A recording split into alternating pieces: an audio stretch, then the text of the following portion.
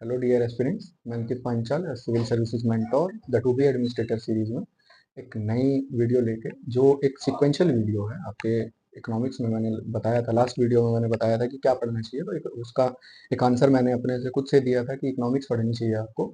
तो ये next video की उसके बाद आपको क्या पढ़ना है, उसके बाद आपको पहले मैं बता देता हूँ कि इकोनॉमिक्स की एग्जाम के लिए रेलेवेंस क्या है। इकोनॉमिक्स से 15 से 20 क्वेश्चंस आपके आ जाते हैं, जिसमें करंट अफेयर्स मिक्स होता है। तो आप ये लगा लीजिए कि आपके स्टैटिक पोर्शन जो कंसेप्चुअल अंडरस्टैंडिंग है, उससे 12 से 13 क्वेश्चंस, और विद करंट अफेयर्स आपके 15 से 20 तक क्वेश्चंस इंक्लूडिंग करंट अफेयर्स हो जाते हैं। तो ये चीज़ें अगर आपकी पहले ही डेवलप हो जाती हैं, तो आपको एग्जाम का एक सेलेक्टेड पोर्शन, सेलेक्टिव आपका एक एरिया कवर हो जाता है, जिसमें आप कॉन्फिडेंट फील करते हैं। जब स्टार्टिंग से ही आप एक अच्छे टारगेट को अचीव कर लेते हैं, तो आपको फिर ईजी रहता है। सेकंड थिंग जो मुझे लगता है कि आपको साइंस एंड टेक्नोलॉजी के लिए जाना चाहिए। अब आप बोलेंगे कि sir science and technology, yes you should go for it. General science, science and technology seems to be harder, वो लगता है कि टफ है।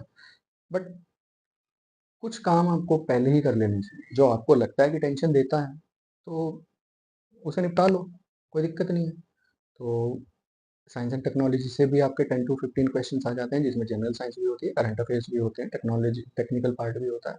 उसका फ़ायदा अब क्या है, साइंस एंड टेक्नोलॉजी पढ़ने का फ़ायदा ये है कि आपकी एक लॉजिकल अंडरस्टैंडिंग डेवलप हो जाती है, टेक्निकली आप साउंड हो जाते हैं, कंसेप्ट को समझना ईजी होता है। क्योंकि नेक्स्ट पार्ट आपका ज्योग्राफी है, जिसमें बहुत सारे कंसेप्ट इंटरमिंगल करते हैं, आपस में जुड़ते हैं। लाइक इंडियन मानसून, मानसून को समझना उतना ईजी नहीं है। बहुत बड़े बड़े आपके स्टैटिस्टिकल मॉडल्स हैं, जिससे मानसून को समझा जाता है। और बहुत सारी चीज़ें हैं जिससे हम समझते हैं, लाइक हाउ वी प्रोड्यूस, हम किस तरीके से खेती करते हैं, किस तरीके से प्रोडक्शन होता है, किस तरीके कहाँ हमारा कौन रहता है। तो साइंस आपका नेक्स्ट चीज़ जो ज्योग्राफी है, आपके 15 से 20 क्वेश्चन या 10 से 12 क्वेश्चन, वो फ्लक्चुएशन हर टाइम पे रहती है। कभी कभी ट्रेंडिंग पेपर आता है, जिसमें एक सेट पैटर्न पे क्वेश्चन आते हैं, कभी कभी ऑफ ट्रेंड भी पेपर आ जाते हैं, उसमें कोई जो क्वेश्चंस होते हैं आपके फ्लक्चुएट कर जाते हैं। तो ये कोई डेफिनेट नहीं होता है कि ज्योग्राफी से 15 ही क्वेश्चन आएंगे, but yes we can expect कि हाँ 15 के अराउंड क्वेश्चन आ जाते हैं ज्योग्राफी प्लस एटलस, जिसमें आप एनसीईआरटी और एटलस को, कोई भी बेसिक एटलस है उससे आप कवर कर सकते हैं। Now you should go for environmental studies. आपको एनवायरमेंटल स्टडीज बहुत ज़रूरी हैं। 15 से 20 क्वेश्चंस भी आ जाते हैं, फ्लक्चुएशन है, but yes you can not write it off. आपको environmental studies like pollution, industrial pollution, solid waste management and बहुत सारी चीज़ें हैं। और उसमें आप क्योंकि already science and technology, geography और इस तरीके की चीज़ें पढ़ पढ़ चुके हैं, तो जहाँ तक मुझे लगता है, तो अ, आप बहुत इजीली उसको हैंडल कर जाएंगे। और आपका एक ऑलमोस्ट 50 to 60% एरिया कवर हो चुका है, और आपकी एक बेसिक अंडरस्टैंडिंग अब बन चुकी है। अब थोड़ा आप एक टिपिकल चीज़ें पढ़ेंगे, जो थोड़ी मुझे पर्सनली बहुत हार्ड लगती थी, बट नहीं, ऐसा नहीं है, वो इतनी भी हार्ड नहीं है। वो जिसे हम कहते हैं हिस्ट्री। हिस्ट्री एक ऐसी चीज़ है, if you can't navigate your mind according to the facts, you can learn it. मतलब आप नहीं पढ़ सकते हैं, याद नहीं रख सकते हैं, जब तक वो आपके दिमाग में जमी नहीं है चीज़। लाइक आपने कोई भी हिस्टोरिकल फैक्ट पढ़ा कि हड़प्पा से रिलेटेड, 14 महाजनपद से रिलेटेड, गांधार से रिलेटेड, चेर चोल पांड्या से रिलेटेड, कावेरी दोआब, बंगाल। अगर आपकी ज्योग्राफी अच्छी है, तो आप उसको, चीज़ों को माइंड में लॉजिकली अरेंज करके एक अच्छे से अपनी हिस्टोरिकल अंडरस्टैंडिंग को डेवलप कर सकते हैं। अब history plus art and culture आपके लगभग 15 से 20 क्वेश्चन आप एक्सपेक्ट कर सकते हैं कि एग्जाम में आएंगे, और आते भी हैं। अ, जहाँ तक मुझे लगता है, तो ancient medieval and modern history से आपको एक अंडरस्टैंडिंग डेवलप हो जाती है। जब आप मॉडर्न हिस्ट्री पढ़ते हैं और इंडियन स्ट्रगल फॉर इंडिपेंडेंस पढ़ते हैं, तो आपको एक पॉलिटिकल अंडरस्टैंडिंग भी डेवलप हो जाती है।